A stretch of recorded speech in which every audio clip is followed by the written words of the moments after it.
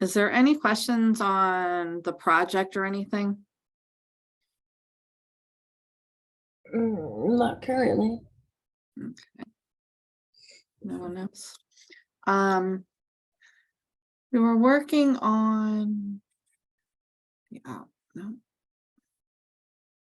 There it is. We last talked about power, and we did a problem that went with this. We did the phone problem. So that, I think that was the last thing we did. So the first law of thermodynamics, there's two laws. The first one, energy can be neither created nor destroyed.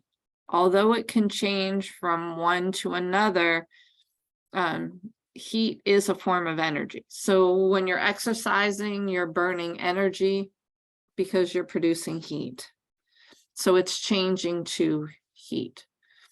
I think the money analog is probably one of the most helpful. If you use money to buy a meal or a book or a gallon of gas, the money doesn't disappear, but you no longer have it. The other person, the salesperson, has it. So it's changing hands. It's not disappearing. You may not have it anymore. As far as the first law of thermodynamics is concerned, all forms of energy are the same level. The distinction between high grade and low grade energy is in the province for the second law. This has more of the precise mathematical formula. But the first law just says that it transfers, it is not destroyed or gone. And the second law states that you have your high and your low grade forms. In any energy transformation, the overall grade goes down. So when you're transferring energy, then it's not as strong as it was. It's a lower grade. It still exists, but it's not as strong. We will classify all kinds of energy except heat energy. So mechanical, electrical, electromagnetic, chemical, nuclear, all of those are high grade. Heat energy is produced from all of those, and that's why it's at a lower grade.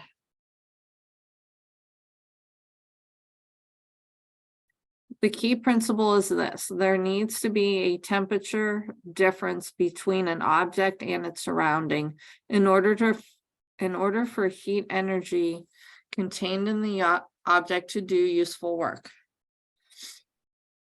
It's not going to transfer if everything is the same temperature, is what this is saying.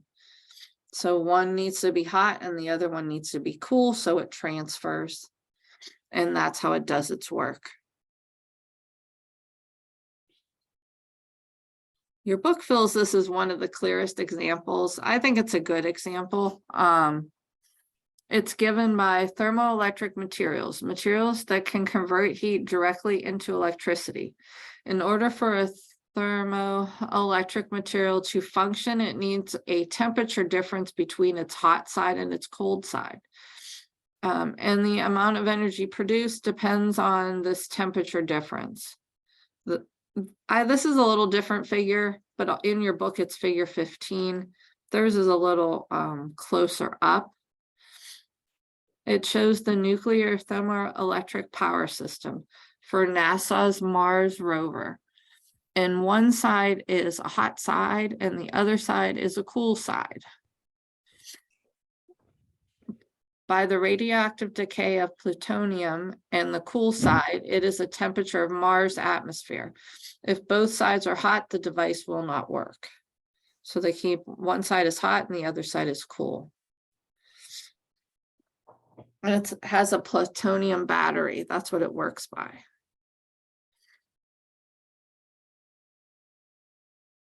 Now, I found this when I was researching about the plutonium. I forget which one this is, but the Range Rover. NASA can only make 3 more plutonium batteries to power spacecrafts. After that, we will have depleted our plutonium. So these natural resources can run out. According to the Department of Energy, the plutonium-238 stockpile is enough to make only 3 more nuclear batteries. These are used to power long-term space missions like Curiosity rover, now studying Mars on site. The Voyager probes, which are launched in the 1970s, are now almost out of the solar system or New Horizon, which is close to making the first Pluto flyby in history. New Horizon is also the fastest spacecraft ever built, racing at 1 million miles per day. All these remarkable achievements were made possible thanks to plutonium-238 and the technology developed to harness its heat. Unfortunately, it is a heat resource which is almost depleted.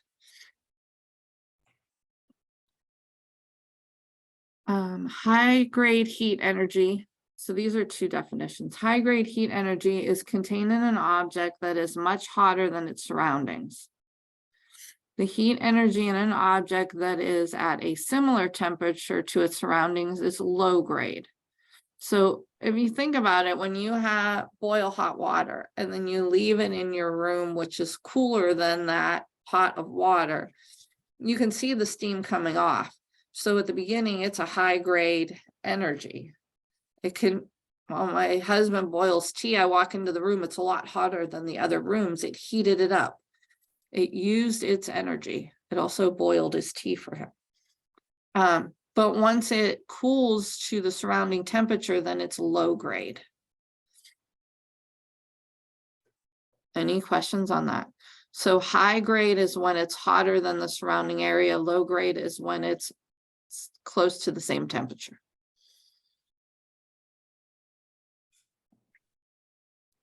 What is entropy? ENTROPY. Like for the second law?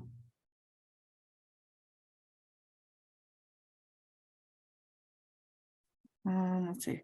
Energy comes in high grade, low grade comes in any energy.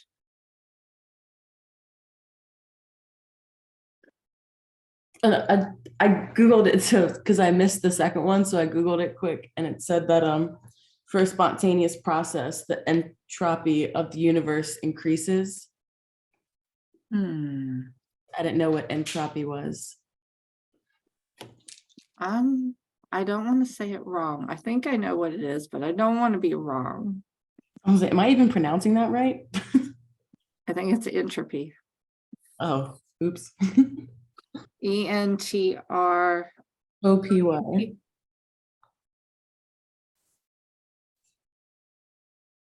Oh, one. I didn't need to do.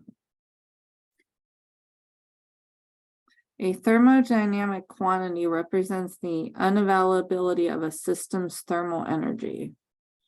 Lack of order. Okay, so entropy is to be disordered. Okay. Yeah.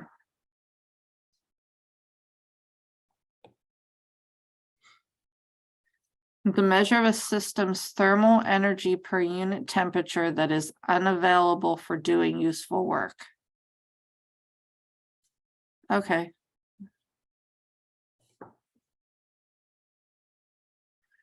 So it's once your battery gets so low, yeah, it might have some energy in there, but it's not enough to make, not enough to charge your phone.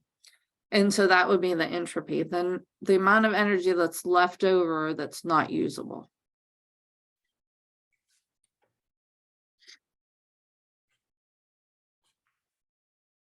Good question.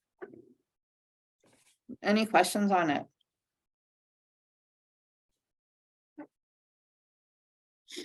Okay.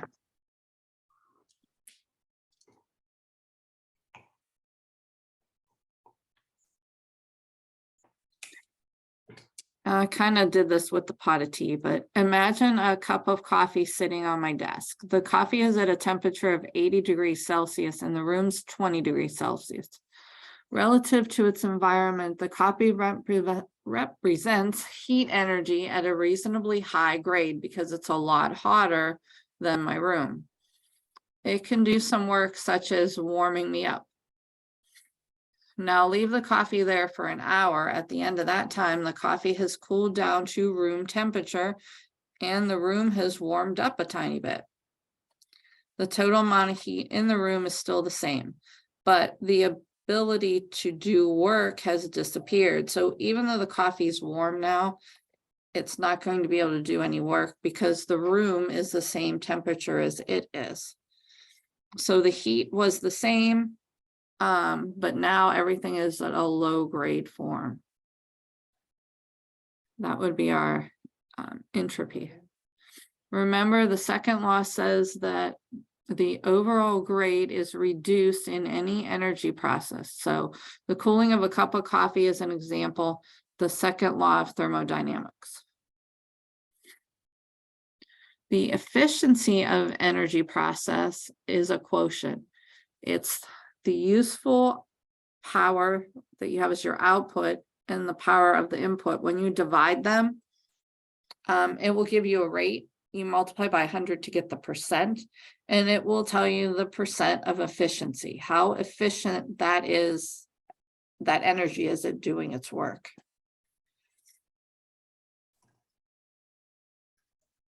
One example we could use is gasoline. It can be expressed as a fraction, a decimal, or a percent. So when we divide these, you can keep the fraction, write it as a decimal, or multiply by 100 to get a percent. I usually like the fraction or the percent. If I say the efficient, well, even 1/2, the efficiency is a half.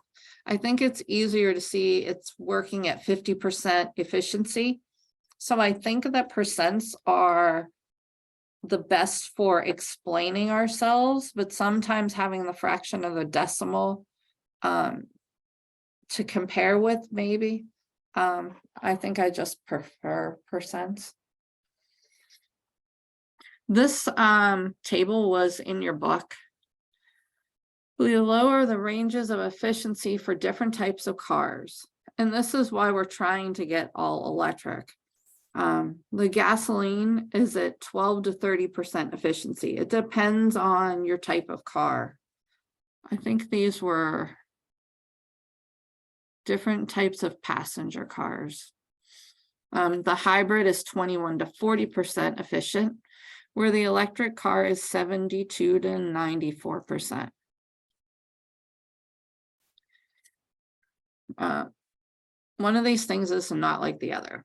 Conventional and hybrid cars are powered by gasoline, but fully electric cars are powered by electricity, which must itself be generated from other sources. We can get gas, put it into our car, and we can go. You cannot do that with electricity. You have to have a power source to plug into and wait until it charges. And that's how they're different. Table 3 does not take into account the efficiency of generating electricity from its primary source. And I'm sure you've seen them starting to pop up now next to the gasoline pumps. We were in Elyria, I think, last weekend for robotics. And this one station they had it closed off right now, but they had all these pumps with plugs that they were putting in to get electricity to those areas. But then how long do you have to sit there for your car to charge? That's the biggest thing right now. I think that a hybrid is nice because if I drive somewhere, like there was, I think it was last year, someone I teach at Youngstown State. They rented a car. They rented an electric car to go to a meeting. They went to the meeting and then they went to come home and the car needed electricity. It was out. So they had to go to the station, plug it in, and sit there for 5 hours so that it had enough charge so he could get back from a 2-hour trip. That's a long time to be sitting. If he would have known ahead of time, he could have probably found a place, plugged it in while he was at the meeting. And so that's why they're saying they're two different things right now. And I think the hybrid's nice because if that does happen and you're not near a place to plug it in, I mean, if I die on the freeway, the car dies because it's out of gas, I can call my husband, he's going to bring gas, put it in, we're going to go.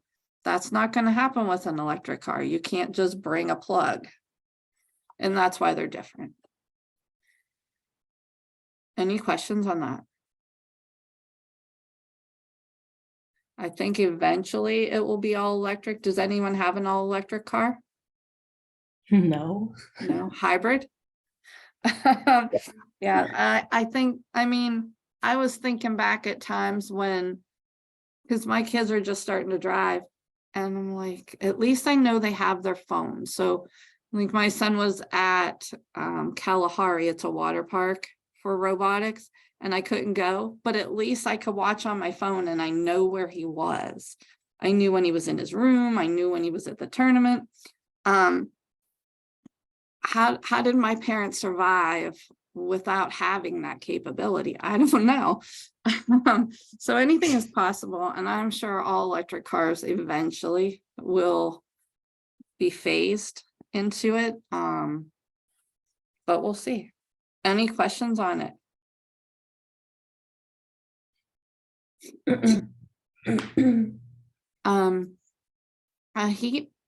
Heat energy is an energy process.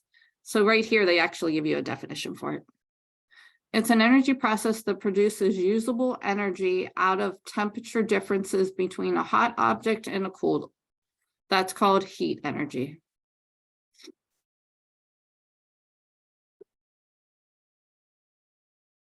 Consider a heat energy that has a hot side and a cold side.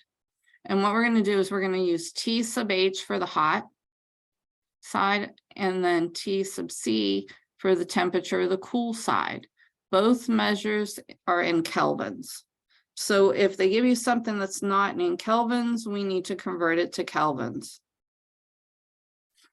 If you want a formula sheet, you could write a formula sheet.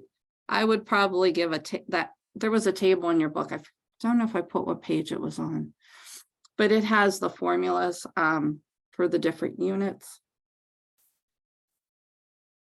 And I have this one written down, but you do have to put them in kelvins. The efficiency with which the engine converts heat energy into useful work can be no greater than this fraction. So if you use this fraction, you know the efficiency is that value or below. And it's called a Carnot limit. It's the highest efficiency you'll have in that case, given these two temperatures.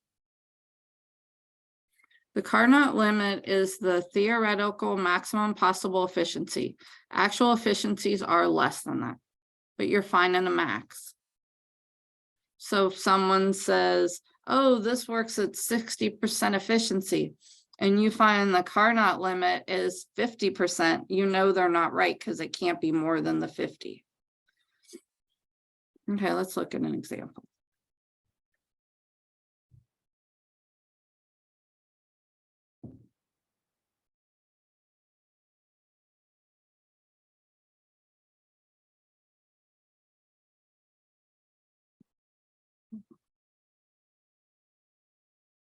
It doesn't want to move over.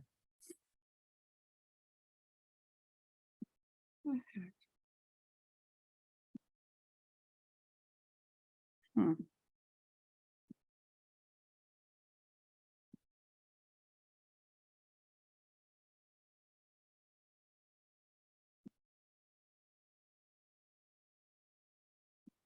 Why can't I move this? Oh my gosh, it doesn't even have the X for me to close it. There we go. technology. There we go. That'll be better.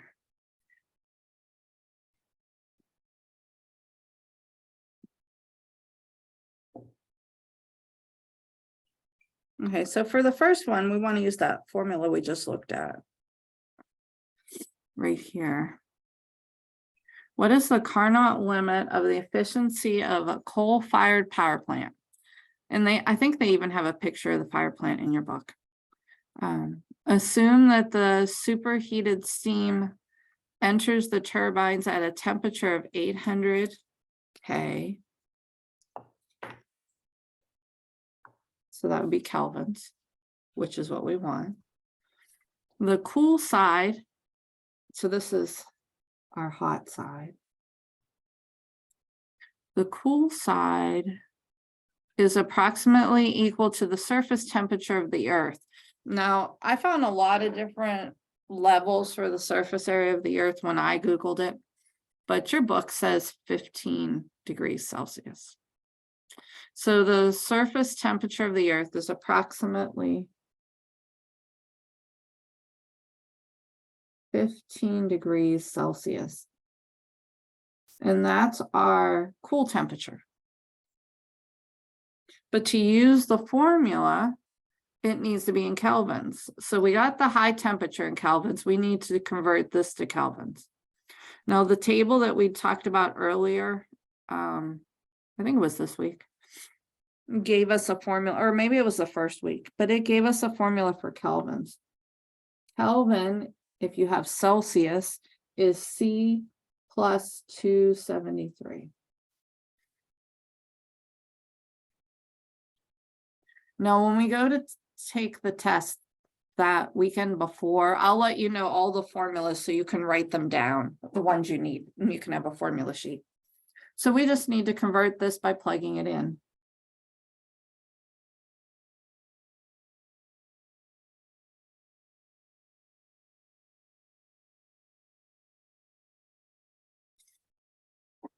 So our, whoops, cool one. Our cool temperature is 288 kelvins. If we want to find the efficiency,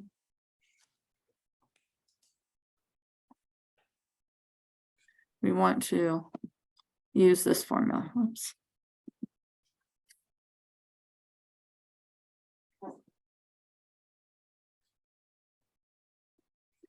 So I'll write the formula.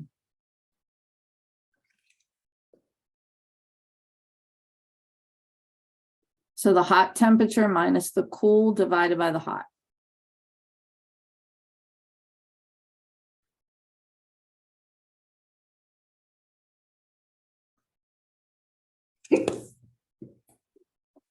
Now, if you're doing it all at once and entering this into your calculator, this fraction bar means to do the top and the bottom first and then divide them. So if you enter it all at once, unless your calculator has a fraction bar, you need to put it in parentheses or subtract first.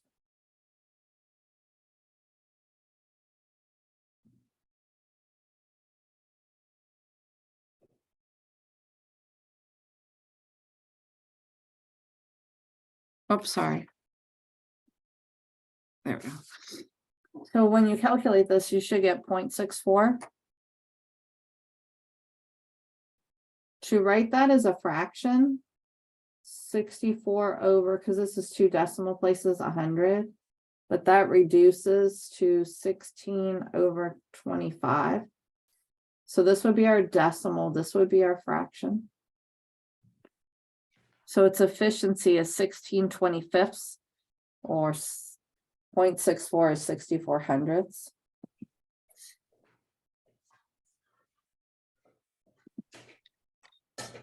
But I think it's easier when you multiply that by 100, you get 64%. So its efficiency is at 64%.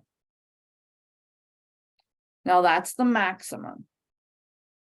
More than likely it will be less than that, but it will not be more than that.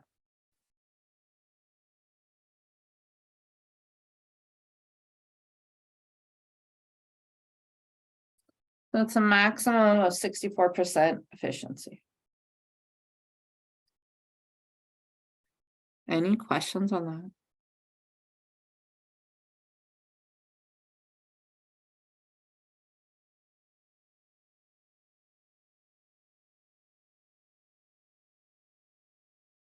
Let me make this a little bigger first.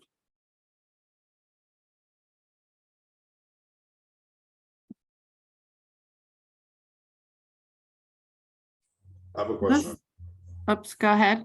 So we don't, after we find the 0.64, we don't have to convert it to a fraction, right? We can just multiply by 100 to find the percentage. Yeah, because I mean, you should be able to convert from decimal fraction and percent depending on what I ask for. But I would say almost all the time, I'll ask for the percent because it's the easiest to express into an explanation or sentence. Okay, thank you. You're welcome.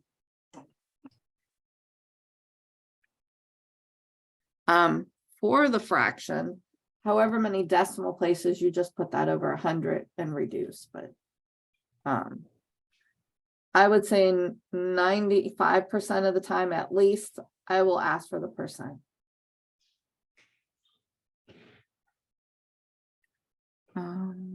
Fraction. The only time I use fraction instead of decimal is, for instance, 1/3, 0.33333. I don't want, if I don't want it to be rounded, then I want the fraction 1/3. But most of the time, percent. Estimate the efficiency of a traditional incandescent bulb. This is the hardest thing to get rid of. My husband keeps bringing these fluorescent lights and I hate them. They give me headaches. And so then I keep sneaking the others in and he's not very happy about that. So anyways, he'll like this problem. Estimate the efficiency of a traditional incandescent bulb, the kind invented by Thomas Edison in 1879. Edison's idea was to use electricity to heat the bulb's filament enough that it would glow. If you ever put your hand near one, they get hot. And you know that that's the heat, that's the energy. But a lot of it is wasted then because you don't want the bulb to be hot. You just want it to light. And there's later chapters we'll talk about the other types of bulbs. I know chapter 7 talks about it, if nothing else. You say that like there's like 50 kinds of light bulbs out there. There's not a ton of different types, but there's a ton of different levels. Oh, okay, yeah. So then like in these, there's the 100-watt, the 60-watt, the 30-watt. And they have the same thing with the other light bulbs. So, but yeah, there's not, I don't know, there's a lot of different looks on the light bulbs now. I hate that they're all like different colors too. Yeah. I like the soft yellow better than the bright white though. For most things. I don't know, there's a lot out there. Although in our basement we have a game room and they have red and blue lights. I don't know, they like that, but so it's all in a preference. I wonder if they give off different heat sources. That would be something to look at. I'm not sure. Maybe we'll do that for an assignment. So we know it's hot when we put our hands. It's a lot of wasted energy. The book used 100-watt bulb, so I chose a 100-watt bulb, and I looked up here so that you could see where they were getting their numbers. So it says, let's consider a 100-watt bulb as an example. You need the light output, which is measured in lumens. That's the light intensity. Also 1 watt, and if one of our tables that we had recently showed that 1 watt is equivalent to 683 lumens. I think it was a table. But anyways, that is something I would give you on a test because it's not one you use a lot. So 1 watt is 683 lumens. And the lumen is the intensity of the light. What else do we need?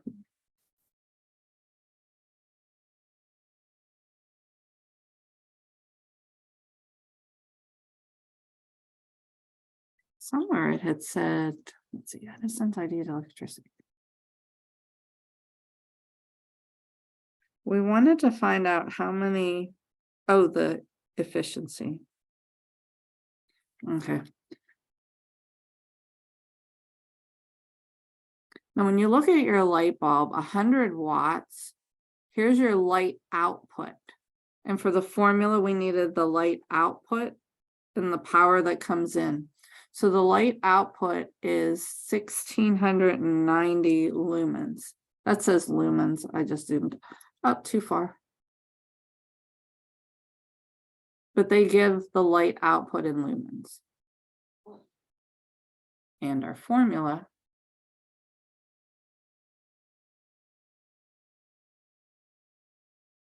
oh my, wasn't that far back, was it?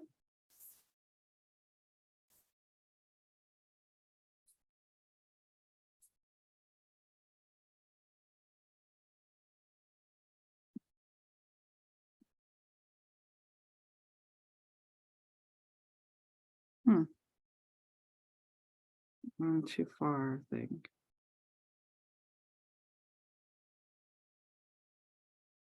Oh, there it is. I just glanced over it. Efficiency. It's the useful power output, and input.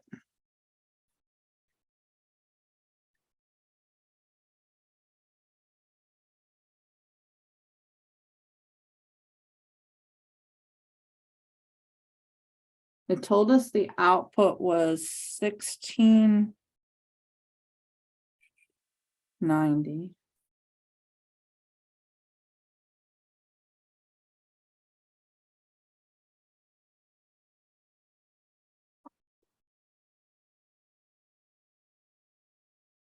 The input is the 100 watts.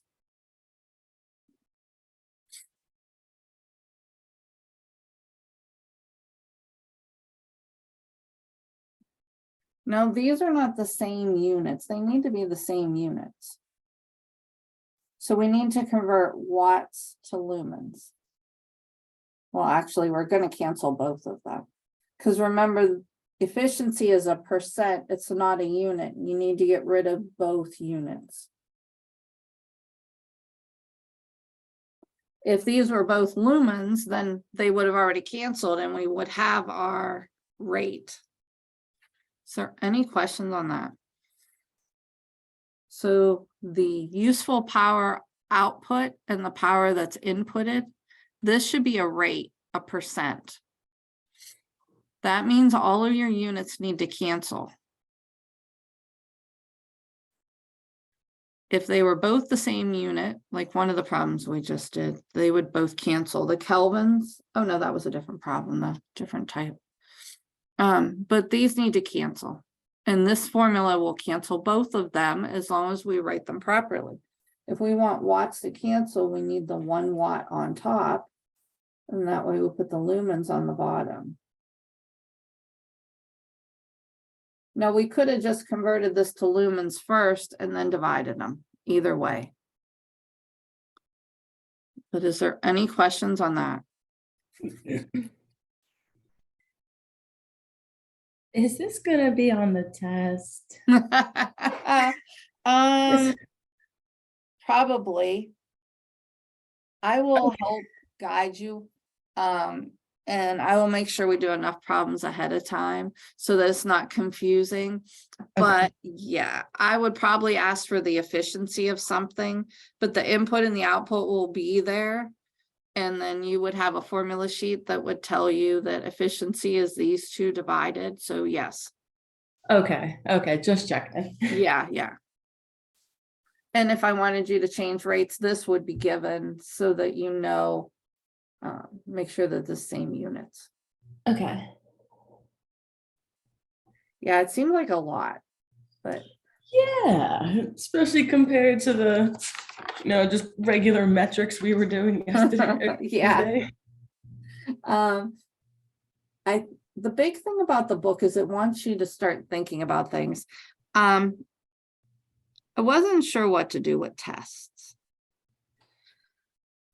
because they said that we could just, it's hard because we can't get discussion sitting in a classroom. And so the test is just going to be the basics. I want to make sure you know how to convert things. And I want to make sure, like, maybe even I would tell you, this is the efficiency. What does it mean? I just want to make sure you understand when you read things, what they mean. And so the test is just the basics. The projects are what I'm really concerned about. So don't worry about the test. You'll be fine. Okay. So we would multiply cross.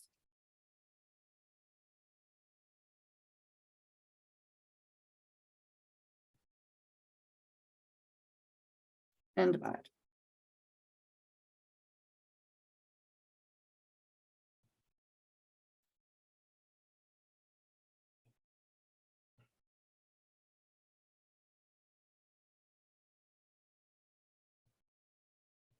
There's a long decimal, but I stopped there. Notice if we make this a percent, 2.5% efficiency. Oops, percent. It's not very efficient, is it? No. So my husband's right. I need to get the other label. But that, if you think about, I'm sure you've seen lampshades that got burned because it was releasing so much heat instead of just the light. And that's why, be careful. Some of them say how many watts you can use. But then other chapters will get into more of the other light bulb. Any questions on that one?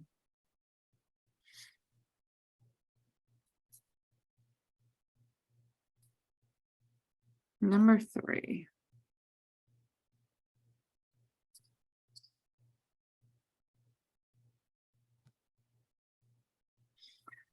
Express an energy flow rate of 1 watt in terms of BTUs. BTUs are British thermal units per hour. You will need to find the definition of the British thermal unit from table 2 on page 86.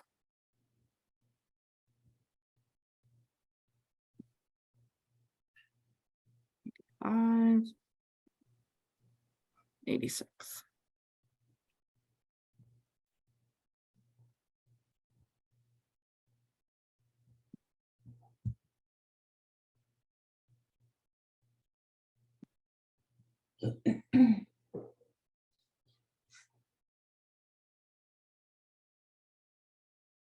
Okay. We'll look at these two and then I'll move the screen when we write, but so express an energy flow rate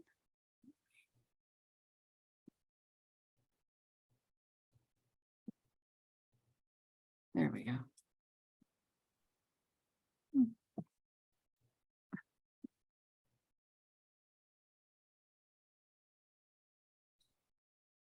One watt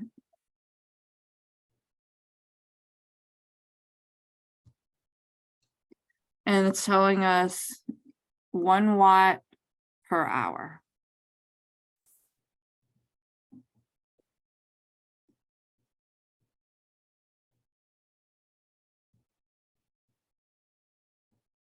We want to convert this to BTUs per hour.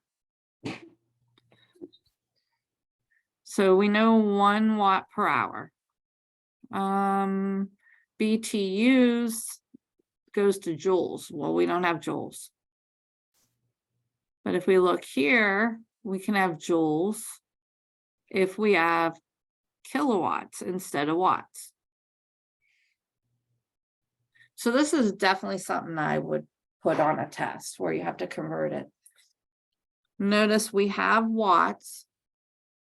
If we go to kilowatts, then we can go to joules, and from joules, we can go to BTUs.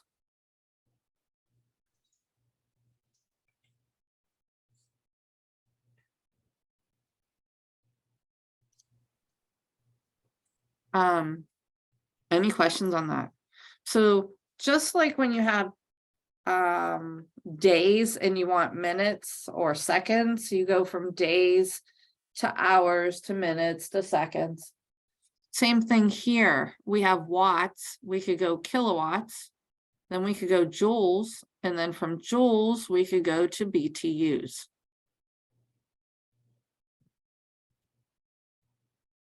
If we have watts, how many watts is in a kilowatt? Or what does kilo mean? 1,000. Yeah.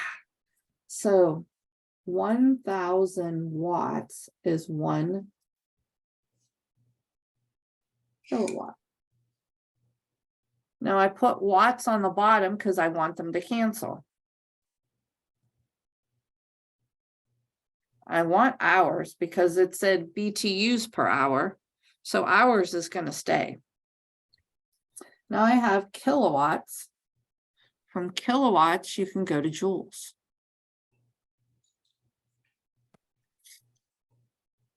So 1 kilowatt hour is 3.6 times 10 to the 6th joules.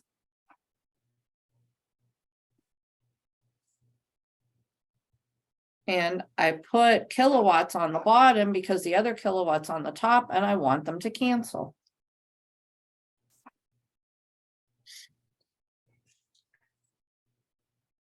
Any questions on that part?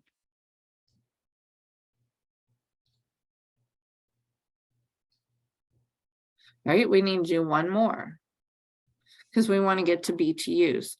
Now, I know 1 BTU is 1,050 joules. Am I putting the BTUs on the top or the bottom? Anyone? Top. We're putting the BTUs on the top because we want the joules to cancel, and this one's on the top. This one needs to be on the bottom.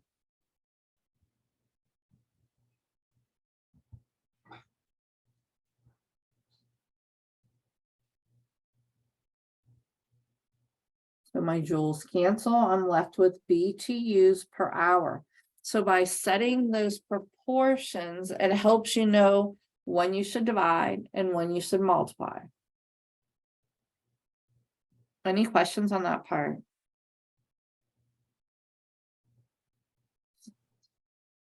So on the top we have, I don't think we need that now.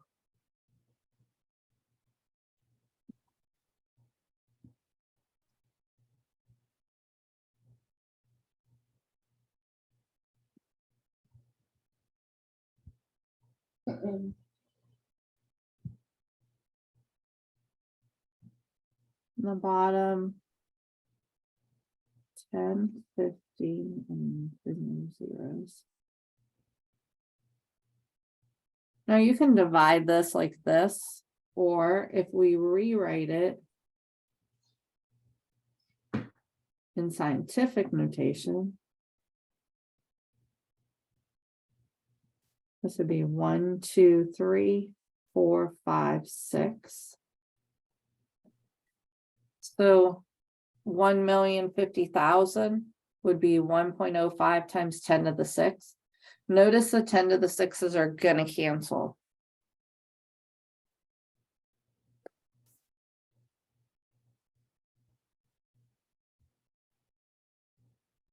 Now I could have wrote this all out and divided the decimal number, and that would be fine also. 3.6 divided by 1.05.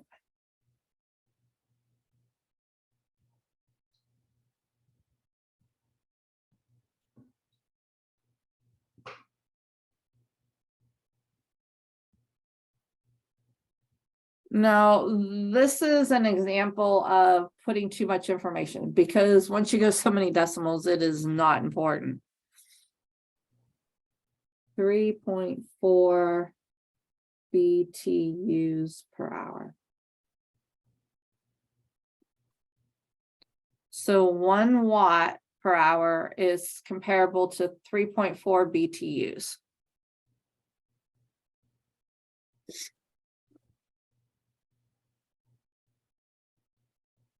Any questions on that?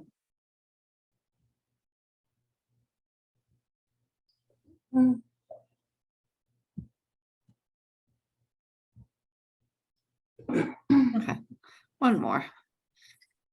Estimate the annual cost of energy for an electric clothes dryer.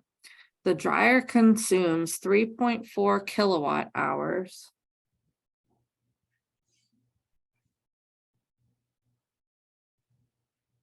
Runs for 5 hours a week. Are the hours relevant in kilowatt hours? It means per hour. Okay. Yeah. So 3.4 means you're using 3.4 kilowatts in 1 hour. The electric energy costs 13 cents.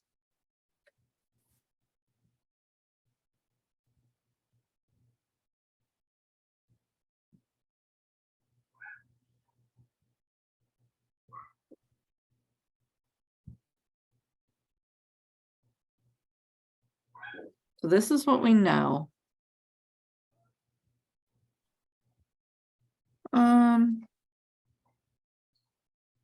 Estimate the annual cost. So how much does it cost per year?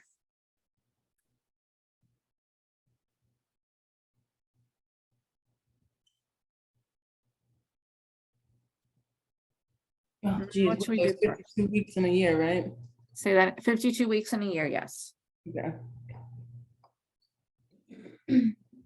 So what should we start with? Any preference? I would convert the 13 cents to the 3.4 or times Okay. 3.4. Now, should we keep cents or should we change it to dollars? I mean, we could have our answer in cents and then convert to dollars at the end. Yeah. Okay. So it's 13 cents an hour. We know we're using 3.4 kilowatts in an hour. Should we find out how many kilowatts we use altogether first? Or the cost first? I'd want to do the kilowatts first. Okay. So we have 3.4 kilowatt hours.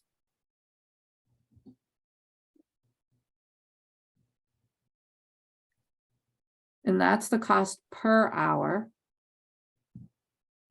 What should we do with it? We're doing it for 5 hours, right?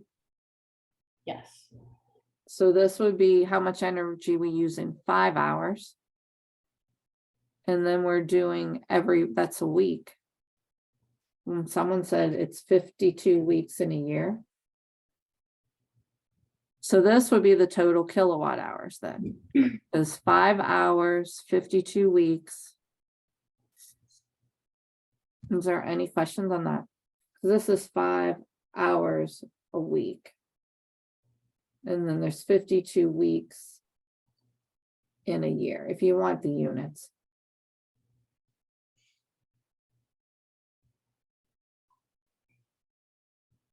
$3.4 times 5 times 52.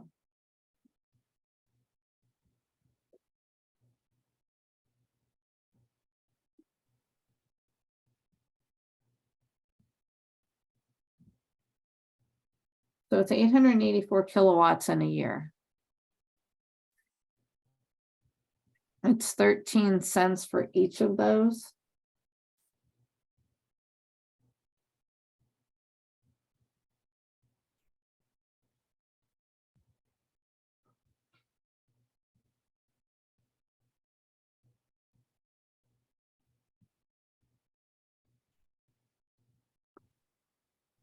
Nope, this is money.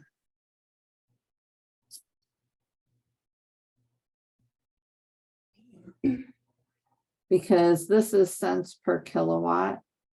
So those would cancel. Remember, this is pennies. So dividing by 100. That's not too bad. For a whole year.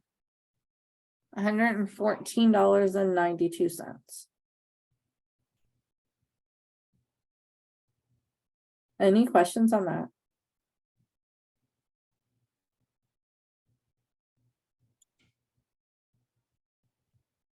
I thought it would have been higher. I definitely thought it was gonna be higher too. I'll have to figure out my gas dryer and see. But any questions?